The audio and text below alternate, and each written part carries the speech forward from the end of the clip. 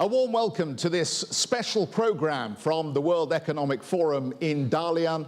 I'm Jeff Cutmore, you're very welcome. The key topic at the heart of our discussion for this session: by 2025, half of the world's Fortune 500 companies will be headquartered in emerging markets. But that throws up some very interesting questions. What industries and what economies are going to drive the next wave of growth? How will many of these companies overcome some of the structural challenges that we currently see in the global economy today? I have a terrific panel here with me to talk about these issues. Let's introduce them to you. Hu Weiwei is the founder and president of Beijing Mobike. Thank you very much for joining us here.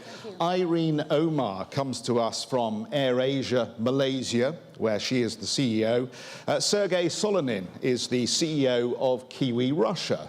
Let me introduce B.G. Srinivas, the Executive Director and Managing Director of PCCW Hong Kong, and Catherine Wood, the CEO of ARK Investment Management. This is a company that invests in disruptive industries. And Catherine, maybe I could start with you, and I can run along all of our panel here to get our discussion going.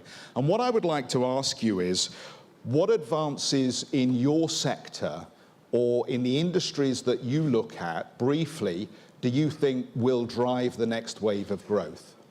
Okay, we've focused our research on 5 general purpose technologies. Microphone, please. Genomic sequencing. Microphone, please. Microphone, please.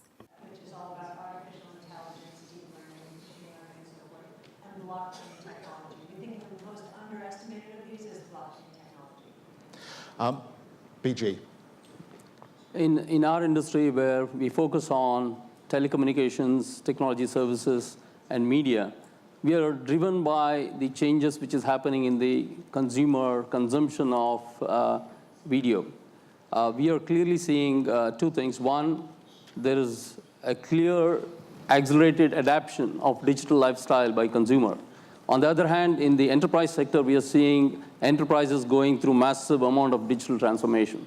Under these 2 themes, we are clearly coming from where, on one hand, you need high-speed, reliable connectivity. On the other hand, you need to bring in the disruption of what's happening in the industry and bring in technologies which will enable enterprise to go through digital transformation. And in that context, we are investing our resources into the next generation of technologies, which include analytics, which include Internet of Things, which include, in the video space, we are already one of the first movers in adapting to VR technologies as we move more and more of our content onto smart devices. And we've clearly seen, by adapting to new technologies, we are able to leapfrog and expand our footprint outside of Hong Kong. For example, in our media business, when we were looking at how do we expand our footprint very quickly outside of Hong Kong, we chose the digital platform, which enabled us to leapfrog, and today we are present in 22 countries in the span of just 2 years. I'm very interested in digital media, not least because I am of it, in a sense. I am a content provider myself. My question would be to you, we appear to be in a transformation phase here, shifting from old media to new media, and yet there seems to be some confusion as to who the winners are going to be in the future. How do you, I mean, the answer, of course, is always in what the consumer chooses, but how do you re-engage the consumer at this point in digital media? See, today, the phenomena of the fact that consumer is adapting to more and more digital lifestyle, I don't think is reversible. But at the same time, in the context of what we need to do as an organization when we are adapting to the digital media, is to ensure that the one thing it provides, the platform provides interactivity. It's a 2-way stream, unlike the linear TV channels. And hence, you have a platform. We also have to leverage the social networks to enable and understand what the consumers is looking for. Again, depends on what content you provide. If it's entertainment, you can use the social media to understand the customer psyche in terms of what kind of demand and what kind of content you need to provide. But if it comes to news channels, you need to also ensure in the digital space that you have curated news going out. Today, there's so much news out there, and then there's so much noise about fake news. We need to understand and be responsible to ensure that whatever we put out there is authentic. Catherine, just to bring you back into this for a moment, there was a view that the platforms win. Now we've gone to a world where it seems that content is important once again. Now we're also arguing about whether it'll be mobile or whether it'll be televisual, or what the right package is ultimately for the consumer to digest that content. You have to put your money where your mouth is. Yeah. You have to invest in these businesses. Which of them do you think wins? Well, we've seen over the years, over the many years of media, this trade-off, or this contest between content and distribution, back and forth, back and forth. It's the history of media. We think platforms are very important. I mean, when we look at a Netflix, for example, any platform that understands its customer and tailors media, for each customer, understands not only what each person likes, but can formulate new programs, new media because of what it sees in demand from its existing customers is going to continue to pull ahead, we think. So of course, one of our biggest investments is Netflix, which you can say is both a platform company and a content company. They're fusing. Yes. If I can just add on to that, again, in the context of emerging markets, platforms become equally important because in some of these markets, the network speeds are pretty slow. Unless your platform is able to cater to handling video streaming on slow networks, if you don't get that right, then you don't give a good customer experience. And that's what we learned as we engaged in expanding our footprint in emerging markets across Southeast Asia. So in fact, we invested in a company based out of Silicon Valley, which had a patent to technology which is adaptive bitrate streaming, which can cater to good video quality even on slow networks. Yeah. So platform definitely is important. Yes, you need to customize your content and be relevant to the markets you're operating in. And you have to also be making sure that this is not something static. You have to be extremely dynamic because the customer sentiments keep changing. You have to monitor that closely, and you have to keep reinventing yourself, not on a yearly basis, but on a quarterly or even a monthly basis. And I would add, to finish off the question, that mobile is where everything is going, right? We're going to carry it with us. We're going to carry our content with us, where we want it, when we want it, any time of the day. Which leads us very neatly on to Sergey. In the payments industry, talk to us a little bit about how you see the future for your particular market. Well, just returning back for fintechs, we see platforms as also as a very important trend right now, but in some other form, because we see banks as platforms for the future, and we see that without banks being good platforms for fintechs, for newcomers, it will be difficult to develop at the pace we see right now. So platformization in fintech is also very important. Another thing that we see right now is, of course, blockchains. So blockchains are everywhere, and we see that it is also an enabler for some other businesses through ICOs, through different kind of technologies. We also think that for us, it is very important to have right infrastructure, digital infrastructure for identification. So we're working in Russia now with biggest banks to make a platform for digital identity throughout the banking system.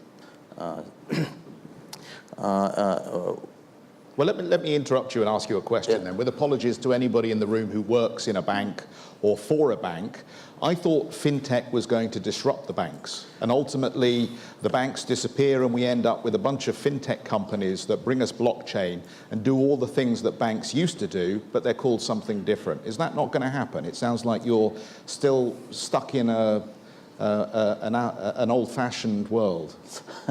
Yes, kind of. We thought the same way maybe 3 years ago and 4 years ago. So we thought that we are one of the disruptors as Kiwi for the banking system in Russia, and we thought that it is a new world for disruptors like us to attack banking system. But lately we don't see that happening. First of all, because banks do invest a lot of money into fintechs right now, and also because of some regulatory issues that we face. So so I think we will still see some disruption on the market, but the weight now it moves towards collaborative forms for fintechs with banks instead of like being just disruptive. What do the old-fashioned banks bring to fintech that fintech can't do on its own? Well, first of all, it is compliance and KYC, I think. So this is a relationship with regulatory bodies. Some of the banks are very successful in opening their platforms for startups and doing a lot of work on investment side together with startups. I think that we will see many incumbents as leaders in new digital forms of fintechs. Fascinating. I think that's very interesting because people often think about technology as being revolutionary, but in this sense, it's going to be evolutionary working with existing platforms. It's becoming more Catherine. and more. Yeah, I was just going to say one of the most stunning statistic I've heard over the last few months is that mobile payments here in China have quadrupled in the last year to, depends on whose estimate you use, somewhere between $6 and $8.6 trillion. So WeChat and Alipay account for 92% of mobile payments. And I heard a statistic here that I think mobile payments now account for 48% of retail sales. That's incredible. In the United States in the last year, we thought we were doing well with a 39% increase in mobile payments to $112 billion. I'm talking about 8.6 trillion and 112 billion. So what China and developing and emerging markets are doing is they're leapfrogging some old ways of doing things because they don't have the credit card or the traditional payment rails. They were restricted in some way, and they don't have the bricks and mortar. So it's much easier for fintech or TechFin, as the head of strategy at Ant Financial said yesterday, to happen here because tech is the operative word, and tech means declining cost curves, and that enables more activity. So what is the cause of the inertia in Western democracies? It's the legacy infrastructure. It is the old credit card systems, sorry, Visa and MasterCard, but the old rails, right? And bricks and mortar. I can't tell you, I'd walk around New York City and see new banks going up on each corner. Bricks and mortar, and I will never go into a bank.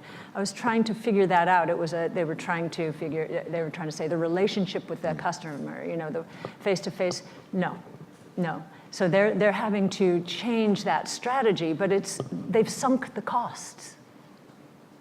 And so they're unwilling to embrace new technologies that immediately... They're going to have to. They're going to have to because WeChat and Alipay will end up, I think, at some point in the rest of the world. Jack Ma was in Detroit last week or this week, speaking to small businesses, saying, the Chinese consumer is interested in your products. So, you know, that's the proverbial camel's nose under the tent. Of course, these small and medium businesses want to do business with China. Okay, what is the payment mechanism that they're going to set up? Yeah. PG. Yeah, I can relate to that. Apart from the legacy infrastructure, whether it is buildings, IT infrastructure, it's also a big problem in the mindset. And the change will not happen because they have to cannibalize their current businesses. And that's a massive disruption the banks will go through. But as was talked about in China, even in India, we are seeing technology leapfrogging. The initiative under the Unified Payment Gateway, which is coming up, this will enable mobile payments to happen up to 100,000 rupees without a transaction fee, zero transaction fee. This will create massive disruption for other payment engines which charge up to 2%. So that is the advantage some of the emerging economies have over the erstwhile legacy infrastructure which the big banks have. I just want to ask one more question before we move on, and maybe it's useful for people in the audience here.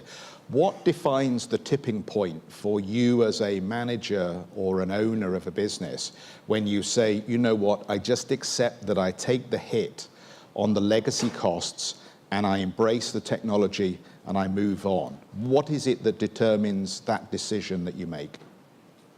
I think it's fear of being disintermediated completely. There are two different DNAs, though, too. It's very hard to make a leap when you've grown up in the old world. And as Mobike, yes, has taught us as well, it's very hard to leap into the new world. It's a different mindset. As a student of disruptive innovation, you know, whenever I hear the big guys are coming after some new technology, I don't worry about it as much as most other people do. And I think Professor Klaus Schwab said it very well. It used to be that the big used to eat the small. Now it is the fast eat the slow, and I'm seeing it every day. Irene, let's come to you. Let's come back to the original question for a moment. You're in the aviation sector. You're providing a service to customers, delivering them from point A to point B. Also, you're delivering freight and doing other things in the airline sector. Where do you see the disruption in your business? What will drive the next wave of growth?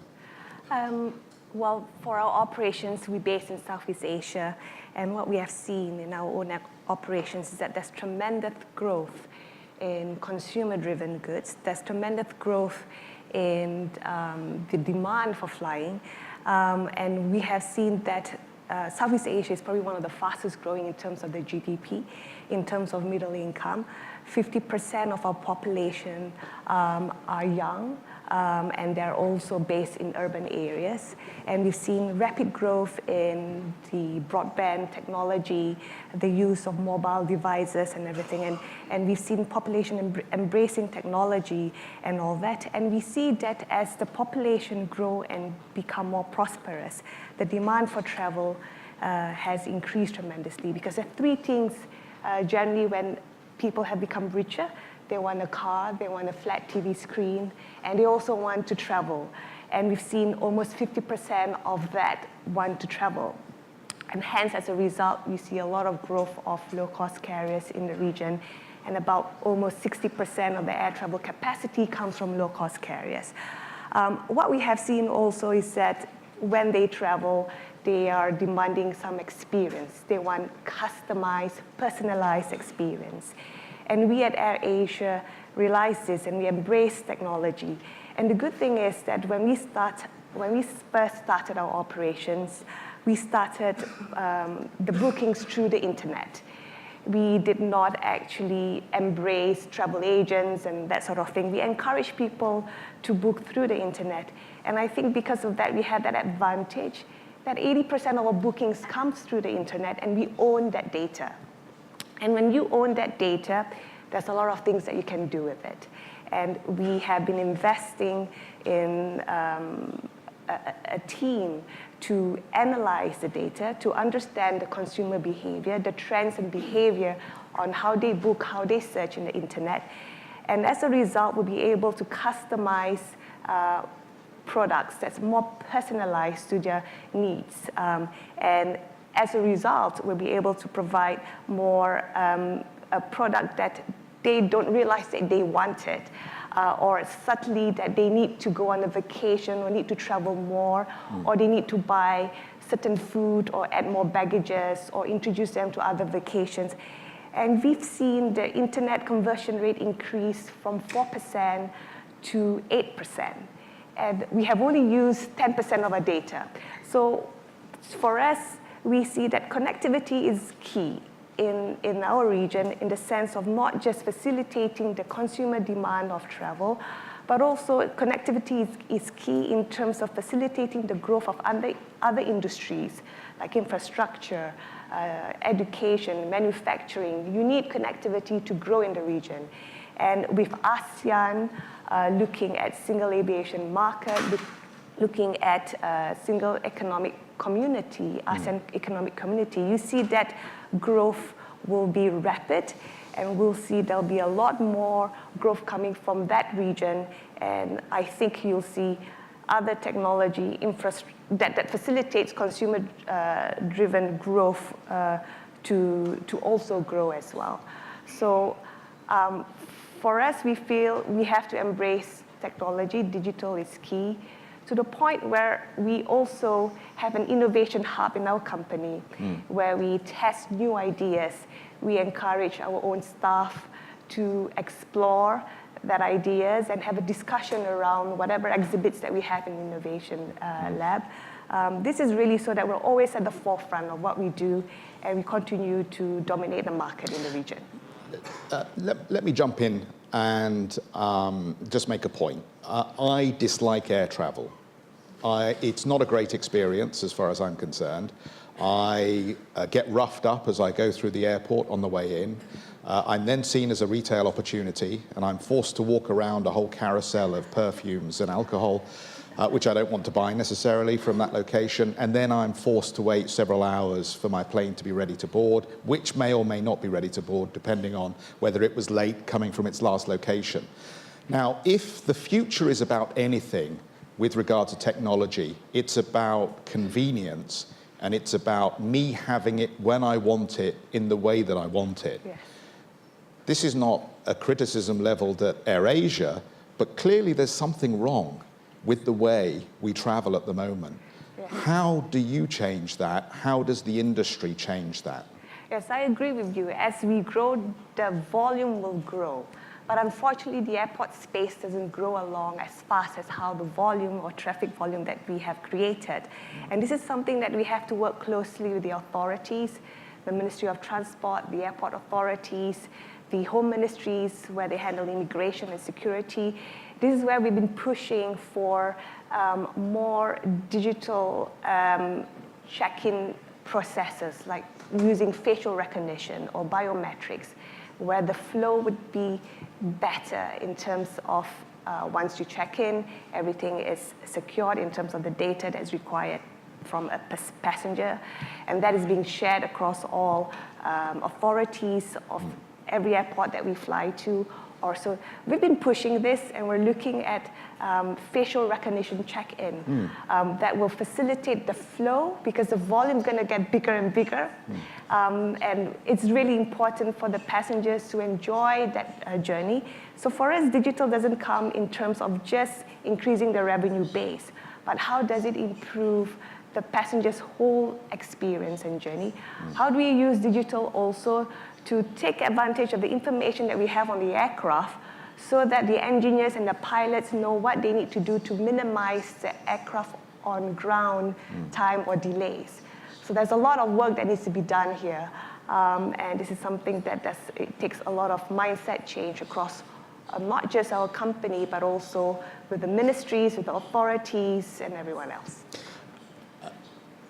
China is a marketplace that is still rapidly growing in terms of air travel. They have the opportunity, using your leapfrog expression, Catherine, to not make the mistakes that were made in the past. And from the world you describe, it sounds like there are lots of legacy costs, there's lots of legacy bureaucracy, and there's a lack of imagination about how you get me onto my plane more smoothly and to my destination feeling happier.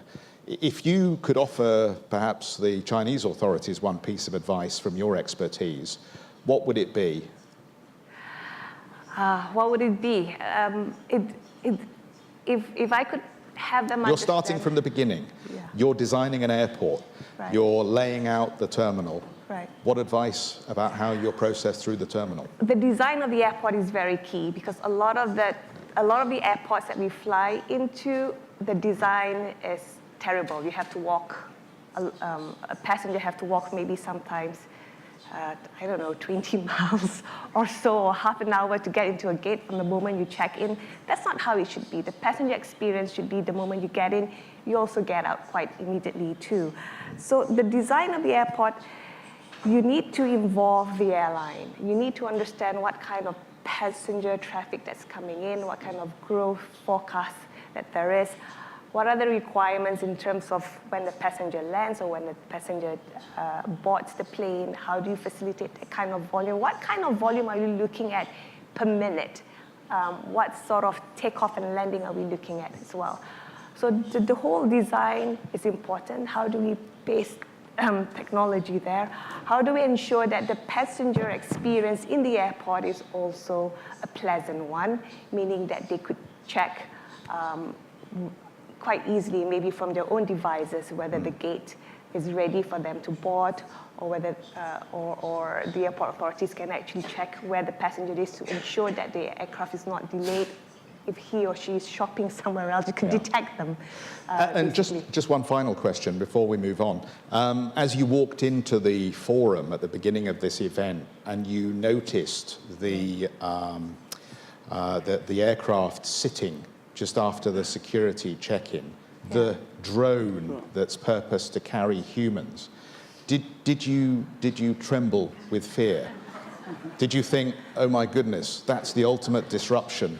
My airline industry is going to look very different in 20 years' time if everybody takes their own individual drone to the destination they want to get to?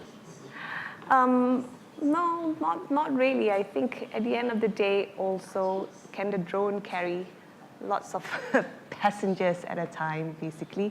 I mean, we're also looking at ways of, I mean, people are talking about pilotless planes. I think that is, I'm quite intrigued by that. And I think that that will probably solve the pilot shortages that you experience sometimes globally, once in a while, really. Yes. And maybe that can work. Maybe it's a start in terms of carrying cargo goods or so, or maybe shorter flight hours, or maybe we could start with just one pilot instead of two pilots and a robot next to it. Yes. Yes. Really. So this kind of things we shouldn't really fear. We should really just understand how this thing can really work and fit into the whole scheme of things in your operations. Catherine, as I use you as our technology conscience, should she be more worried? I mean, is this a sector that it's still yet to be disrupted?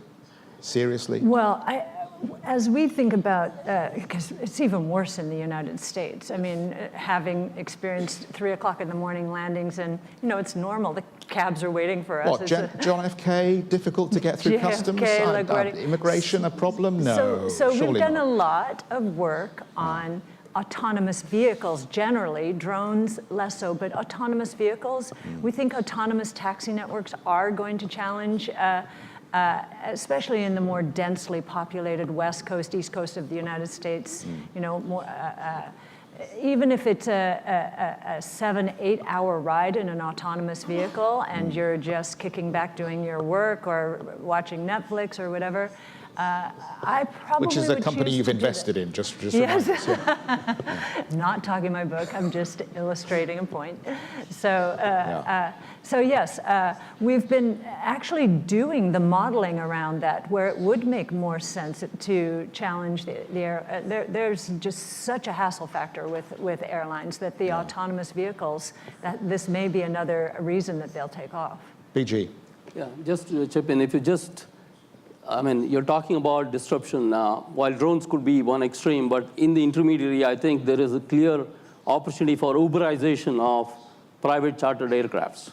And today it's expensive, but if you use the Uber concept, maybe there is an intermediate phase with which you can create disruption. And with respect to airports, today there's a very high concentration of few airports for big cities. I think if you take the London example, you can go through the city airport within 30 minutes. The throughput is pretty quick. So if you can create smaller hubs of airports rather than concentrating everything in Heathrow, building a third runway, or for that matter in JFK as well, if you can create smaller hubs, then you've created a much smoother flow. And if you can also bring in the concept of Uberization for private aircrafts, then you're giving an alternative channel instead of putting everybody in a jumbo plane and trying to go through the same narrow bottleneck. Uberization of aircraft. I think you've now just coined a phrase. Hopefully that gets some mileage. Let's see if we can make it go viral. Hu Weiwei, let's come to you. You are in the middle of this amazing adventure to bring Mobike to the masses, and you're growing incredibly rapidly. What do you see as the potential from here for your business?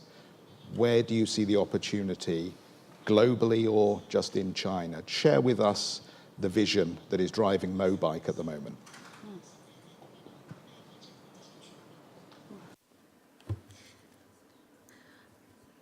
Just now, panelists like Catherine have already touched upon the rapid progress of mobile technology, the mobile payment, and etc. And I think this is the general context for the birth and the growth of Mobike. We can use the mobile phone to open the bicycle and to use the bicycle. So this is the general context. And also China enjoys a fairly good foundation or basis. Based on that, we actually upgrade the previous model and we established the Mobike. Well, coming back to your question, what are the driving forces? Well, let me very briefly talk about our growth in the past 14 months. In last year's World Earth Day, we launched the Mobike, and up to now, we have had our presence in 130 cities in the world. Every day, we have tens of thousands, or we have a large number of users of our Mobikes. Well, we have really achieved the leapfrog development. We can see that internet has helped us to overcome the various barriers, and now we have the smartphones, and everyone becomes a node in the information network, and they are well connected on this network. So we will have the connection between men and the tools, and the connection among the tools. For Mobike, we believe we have accomplished the connection between mankind and the tools. Actually, this is part of the Internet of Things. Very interesting, which is you've taken control of the manufacturing and you've taken that forward to the service delivery at the point of sale to the customer. Why was it necessary to do that? Because for industrial historians, that looks like an old-fashioned thing to do. Normally, today, everybody talks about you outsource to somebody else who does it better than you can do it, and you focus on your particular niche. And if your niche is that point of sale to the customer, that's fine. But you have taken charge of the manufacturing as well, and it seems to me that you look a little bit like an old-fashioned business, albeit one that's growing incredibly quickly with wonderful technology at the point of sale. Well, there are a few reasons behind that. Actually, we redesigned the bikes we're using in the Mobike. Yes, bicycles have been there for like 200 years, and the bicycles are owned by individuals and used by individuals. However, the scenario individuals uses bicycles is very different from the mobike model. As you can see, for mobikes, 24 hours around the clock, the bikes are always in the open place, and they are used by all potential consumers. So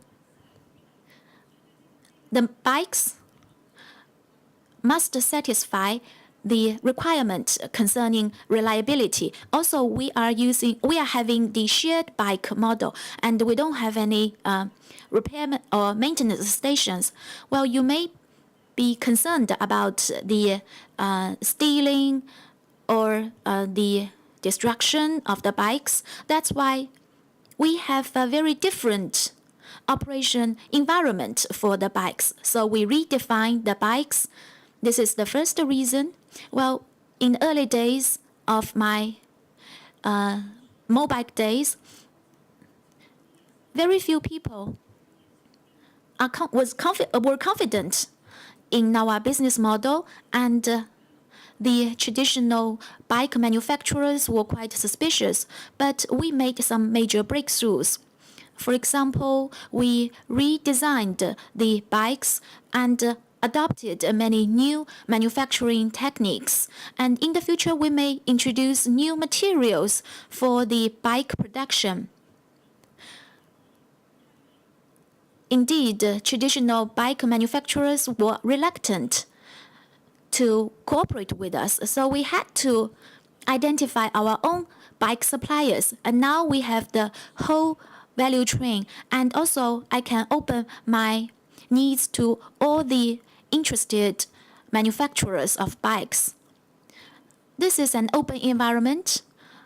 We do not have exclusive bike manufacturers, but as you may know, in the early days of the entrepreneurship, maybe we really need to identify specific suppliers who are like us, willing to break the traditional practices.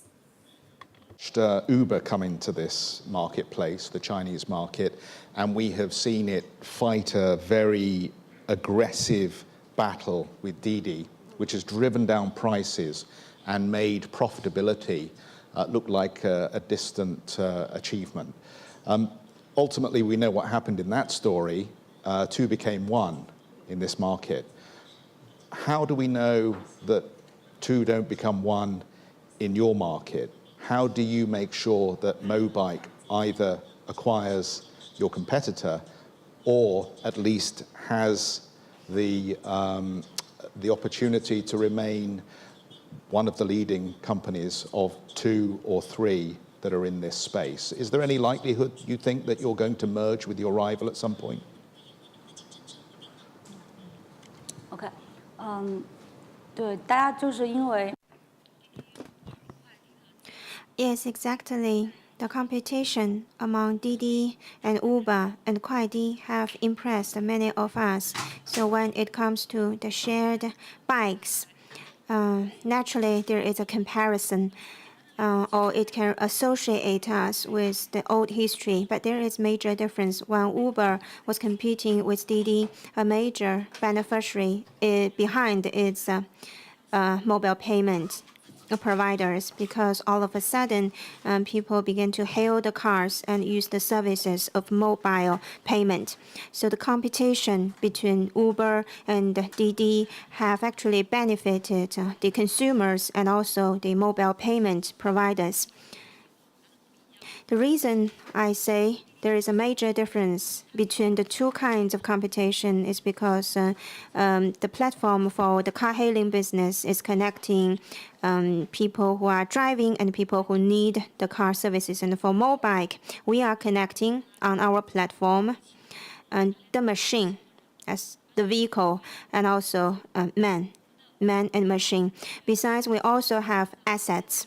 So compared with our rivalries, we follow different roadmaps. This business tests the intensity of your assets and also your operational efficiency. Otherwise, it's meaningless to acquire them. Apart from that, you've mentioned how can we keep our leading position. As I understand the question, well, we are the first shared bike provider for urban areas. So from the very beginning, we have pondered over the issue as to how can we operate the vehicles in the bikes in city environment. We have done a lot of researches on this, and we have deep thinking over this, and these have led us to the right way to go. If our competitors want to follow suit, they are following us, so they are behind us. So in the product experience and also the operation efficiency, we will safely take the lead. Final question before we move back into the panel discussion. What is your timeline for making a profit?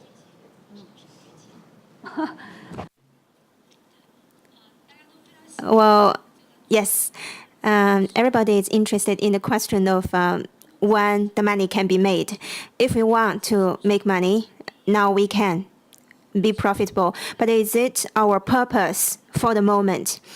This can trigger discussion. I like to quote the film, which is on the story of the startup of Facebook. Jack Zuckerberg was discussing with one of the founders. His partner said, we already have 20,000 users. Should I post an advertisement or not? And Mr. Zuckerberg said, I don't know where it will go, but I know it is cool. If you post a Pepsi advertisement there, it is no longer cool. I'm holding a party, I'm connecting people, but if you tell me the party is going to be over at 8 o'clock, it is no longer cool. So we have our purpose. The mobike business, it's only starting. We are moving into various fronts. And the definition of this circle can be expanding. We can expand the market. I think it is more interesting than making money now. Former journalist, so you know all the tricks, but you didn't really answer the question.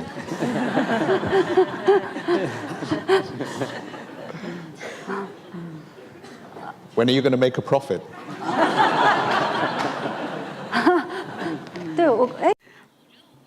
Well, I have answered your question, sir. Well, if we want to make profits, we can make it now. But it is not our purpose for the moment. We want to expand markets.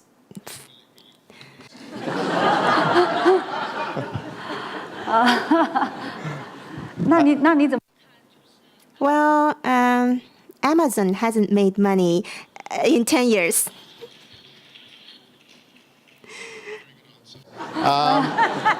So let me ask you a question that I think brings everybody else back into the conversation here. Mobike operates in many cities, but there are some exceptions, and you are going to find it challenging starting up in some cities because they just won't be welcoming. And for whatever reason, they'll decide that they don't want to license you, or you're a threat to the local competition, or that the urban layout of the city is just not appropriate. Can you share with us just some of your experiences of having dealt with perhaps local governments or officials who just didn't seem to understand, and how you overcame some of their reluctance to buy into the mobike story?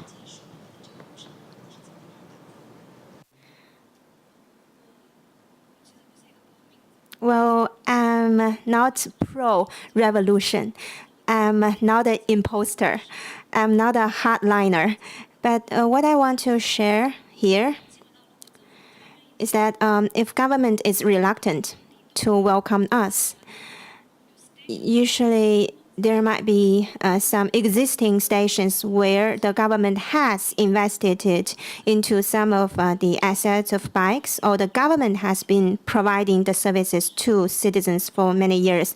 So for cities like this, they are reluctant to accept us. The negotiation indeed is very difficult. But if it's a brand new city and there are no fixed or legacy bikes, the government is very willing to accept us for several reasons. So first, we are free. We don't need any investment from the government. We don't need the government to provide with us any other help. And most importantly, we are free. And second, we have helped governments to solve the problem of short distance travel, and we are providing great convenience to the users, citizens. The transportation efficiency has enhanced. The life quality of the citizens have improved. And also in many jammed cities, the efficiency of riding a bike is more quicker, and also it takes up less space than a car parking lot. So from these perspectives, for short distance travel, we are providing a very efficient and cost-effective solution. And when it comes to the life quality, once we enter into a certain city, we will try to apply for more parking places for bikes. If it is a bike-agreeable city, I believe it is also an inhabitable city. If the citizens in a city wants to jump out of a box, I mean the box of a building, concrete, and a box of a car, if they want to ride a bike and enjoy the outside air, I think the activity and the vitality of the city will be boosted. And you will find some of the smaller businesses will go along with that. There will be re-exploration of the city and the injection of new vitality into the city. Even when governments are reluctant to accept us, we can accept that, the fact that we are not welcomed. It's difficult to satisfy everybody's taste, and they have their considerations and legacy reasons. We are never hardliners. We will keep the talk and communicate with the city to learn about what they want. Indeed. Sergey, I wanted to just bring you into this because we had a conversation and you said that you started a business and the authorities effectively closed you down. Now, I think this is one of the great challenges that we see around the world, that through the use of regulation, taxation, or just old-fashioned vested interests and quasi-corruption, it is sometimes difficult to innovate and to take advantage of what technology can bring in terms of driving growth in your business to a new level.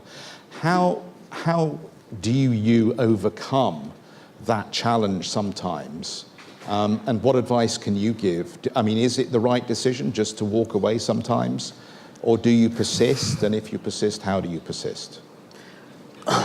Well, the story began 2 years ago when we announced, in Kiwi, we announced our own cryptocurrency in Russia. And immediately we were approached by the regulator who said that we cannot do that. And we actually stopped, and it took, for me, it took 2 years of relationship with the governments, educating the government, and working together on investigating the technology. And today we are forming more partnership. So we organized consortium of banks together with regulator in order to look forward on the technologies and think a little bit ahead of what's going to be and how to regulate it. There is always a problem with fintech because regulatory is very important, so you cannot work on many areas without the banking license in Russia and in many countries of the world. So you have to get this license ahead, and it is very difficult for a regulator to let you do anything before. So showing up your technology and letting you do everything before they regulate. So usually they want to regulate early. The way around that, again, we see in forming sandboxes. So we're talking with Central Bank in Russia about sandboxing several projects right now. And there are many other projects in London, in Singapore, and other countries where you can see the same approach. So sandboxing literally says that you can do anything, but when the regulator allowing you to do that in a special territory sometimes, or it does review your project and before you become big, so they look at you on a regular basis. But in general, in our field, it is enormously important to have good relationships with the government and with the regulator. Otherwise, you cannot go forward. No, I mean, I think the cryptocurrency story is very interesting, but I understand why central banks and governments are very nervous, because it's all about control, and they fear that they're going to lose control of the monetary mechanism if they introduce another currency that they don't actually issue themselves. But Catherine, just to bring you in on this, there is a point where governments have to acknowledge that shifts are taking place, and they just have to go for it. Are you finding that governments in emerging markets are more willing to go for it than they are in Europe or in the United States? Well, I think in the emerging markets, this concept of financial inclusion is a very big topic of conversation and policymaking. And you know, if you think about the mobikes and the ride-sharing services, which have proliferated, I mean, they're skyrocketing here. We've got a lot of statistics on them. This truly is financial inclusion. And if you approach the regulators that way, you say, look, what you're allowing here is, so I buy a car. What am I buying? It's a big ticket item. I'm prepaying for a lot of transportation, and yet I use it 4% of the day. So it's a stranded asset. What we're doing is freeing up assets and allowing people to pay as you go instead of paying up front. That's financial inclusion. I was on a panel yesterday, and it took people a little while to understand what I meant by financial inclusion, but that truly is financial inclusion. And once you convince policymakers that that's really what is going on here, it's much easier. So I'm finding, yes, anything that involves financial inclusion is, from a regulator's point of view, much easier to accept here than it is in the rest of the world, where, you know, cars are ubiquitous. Here, as I understand it, 20% of the eligible population has licenses. In the United States, that number is 70%. So very, very different circumstance. I thought Premier Lee's speech was interesting in the focus that he gave to inclusive technological advancement. Absolutely. And it's something that gets a little bit of lip service in the West, but people haven't really figured out how you can address the displacement that may take place as a result of AI, Internet of Things, robotics coming into the workplace, and so on and so forth. I am minded to quote John Maynard Keynes from 1932, I believe it was, who said that we would all be working 15-hour days because of the tremendous advancements brought by the Industrial Revolution of the time. Well, of course, it didn't quite work out like that, unfortunately, and I find myself working many more hours than 15 a week. I think it was 15 hours a week, he suggested. So my question would be, on that issue of inclusion, how do we make sure that it happens? How do we make sure that displacement doesn't end up with people on the scrap heap of life? So there are two worlds here. I think here in this world, where the populations are so large, we're talking about technological change. The five general purpose technology platforms, we describe them as they are technologically enabled disruptions that are going to change the way the world works and make it a better place. They're a function of declining cost curves. A lot of people think of this concept of deflation, price deflation, as a bad thing because of 08, 09. Oh no, deflationary bust. there is such thing, and I think you're seeing it in Asia, as a deflationary boom. So you go down declining cost curves. It costs less and less to provide services here, and you get an explosion in demand. So I think the growth rates that people are so suspicious of here, the 6.9% or whatever they are, I think they're actually real. So you have a much better shot here because the populations are so big, and these are scaling questions. In the United States, I think, yes, we're technologically, we're advanced, and we want to continue to advance. It's just we don't have the scaling opportunities that we do here and the virgin territory. So it will happen. It'll happen more slowly. You know, I said to you before, I feel a little bit like a dinosaur around here just because I'm supposed to be WeChatting, and I wouldn't know how to do that, right? So we're not used to that sort of thing. So you're just moving so much faster here because you can. BG. Yeah, if I can add, another great example of financial inclusion is what's happening in the financial sector in India.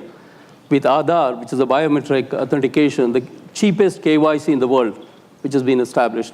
And this is in the context of financial inclusion of those who are unbanked. If you look at the cities, the ATM access, almost 80% of the ATMs reside in just 40 cities out of the 9,000 cities in India. So for the rest, simply accessing a bank, simply accessing an ATM is almost an impossible task. So there is no legacy infrastructure. So the Aadhaar is enabling a cheaper way of getting millions, hundreds and millions of the unbanked onto the banking system with an extremely cost-effective way of running a KYC and using mobile as an instrument, which can leapfrog physical infrastructure. That's how the financial inclusion is happening. And also ensuring that the transaction, which is microtransactions, does not involve any transaction fee. And that kind of disruption is going to really disrupt the established players. And in the context of emerging markets, this is the advantage countries have, that they're not stuck by the legacy infrastructure. Can I just add something to that and just bring blockchain into it? Because I think blockchain will do the same thing. Exactly. It's the distribution of verification, right? So everything's transparent. I mean, there's one example, the South Korean to Philippine corridor, a company, Bluepan, is operating, and remittances, the remittance market, which is a $600 billion market, but which it charges outrageous fees right now, 8% to 20%. They have taken 20% of the remittance market from South Korea to Philippines, and it's Bitcoin. In Bitcoin. Now, do the sender and receiver know this? No, these are rails again. They're technology rails. So this is money over IP. Money over IP is like voice over IP. You can distribute it at free. You just have to do the fiat to crypto conversion rates, but they're much lower, much, much lower than the Western unions and so forth. We just have about 5 minutes left here. So in the final 5 minutes, what I'd like to do is just talk about Donald Trump. It's a topic that ignites passions, but on a more serious note, we have seen a shift, it seems to me, in the way we now think about cross-border activity and the idea that we replace free trade with trade with special interests, and that is bring back manufacturing to the United States. You can operate in our country, but you need to bring something to the table. The money should be coming in, the money should not be going out. It feels as though something has shifted, which is going to affect the way people think about investing in future technologies, not only environmental, but in all sorts of areas. Could you just share with me as a panel some thoughts as to what difference you think this makes when it comes to how we actually achieve this next wave of growth in technology and cross-border activity? Hu Weiwei, maybe I can just start with you on this, because you've taken your business out of China now, you've gone to Japan, you've gone to the UK. I don't know whether you have any plans to take it to the United States in the short term, but do you feel that the world has become a slightly darker place when it comes to you going international?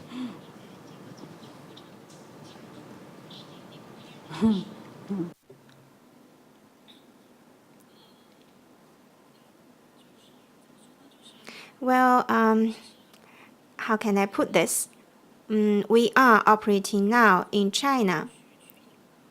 We have been establishing our presence in UK, Japan, and we have the plan to go to United States. We have many partners along this journey. We are having a very close partnership with Taos Chemicals, and they are helping us to research the tires for motorbike, which will provide a better customer experience. As we plan to enter into territory or market, we will surely have a lot of discussion and persuasion with the local government. For business expansion, we will have the red carpet country market easier to be accessed. United States, well, we can discuss it. It's not that, I will put it in this way. Is it possible to assemble some of the parts in United States? There is the possibility. We have the collaboration partner of Foxconn who has their plant in United States. So we are not isolated and will not be isolated because of some policy. I believe that the convenience provided to cities, the job opportunities that's created, the manufacturing business that it has promoted, are all the benefits we can bring to a market. If we enter into a country's market, we will provide job opportunities there as well. We will employ the local talents. There are more solutions than difficulties. IPOing the business, would it put you off a primary listing in New York or a secondary listing in New York? Oh, 首先是这样的。 When I started this company, my goal was not an IPO. Maybe one day as it develops, it will need an IPO, but it's not to be considered now. Thank you very much indeed. Just to run down the panel then, some thoughts on this. Has the world changed or is the whole story overblown? Yeah, I think it has changed a bit. You see the shift more focus now into Asia Pacific, primarily Southeast Asia, also China and India. As I mentioned before, the population base in Southeast Asia is over 600 million. If we include China and India, that's over 3 billion. And Southeast Asia is one of the fastest growing economy in the region with one of the fastest growing middle income and also population base. So you see there will be a lot of growth coming in there, and I would see a lot of big companies will want to invest in this region too. And in terms of technology advancement and innovation, we've seen good products coming from Korea, from China, and even India as well. So this is something that I think, while the United States want to be more closed, while we have the other region who are actually eager and more vibrant and younger, who want to develop newer things. And I think, yeah, you see a lot of more capital investment coming into this region as opposed to what you've seen in Europe or in the United States. Very interesting. Yeah, BG. Yeah, I think the challenge today of the perceptions created in the US about everything to be blamed on globalization is completely at fault. The success of the United States has been that historically it's always been an open platform, encouraging people, free trade, and encouraging even students to come into their universities and nurturing talent and innovating. And that is going to be significantly lost if they start looking inward. The other thing which one has to demystify is the fact that technology disruption has created inequality within the country. There is also an unequal distribution of wealth within the country, even if you set aside the problem of globalization. So unless there is a rethink in terms of understanding the real challenges which is posed by technology disruption, automation, which requires a lot of reskilling of talent within the country, one. Number two, there's an inequitable, significant inequality within the ecosystem. The top 5%, the top 1% are enjoying all the benefits. The rest feel left out. And it's all blamed on globalization, and that is actually not necessarily true. And hence, in my view, this perception has to be corrected. And the inclusion within the community has to be championed both by the government and the industry. And unfortunately, today, the leadership is not really inclined to think in that context, and that's where the challenge is. And I don't think this is a global phenomenon. Yes, there are fears in UK, there's fears exhibited in the US, but I don't think all of Europe is thinking in that context. Sergey. Donald Trump is our friend.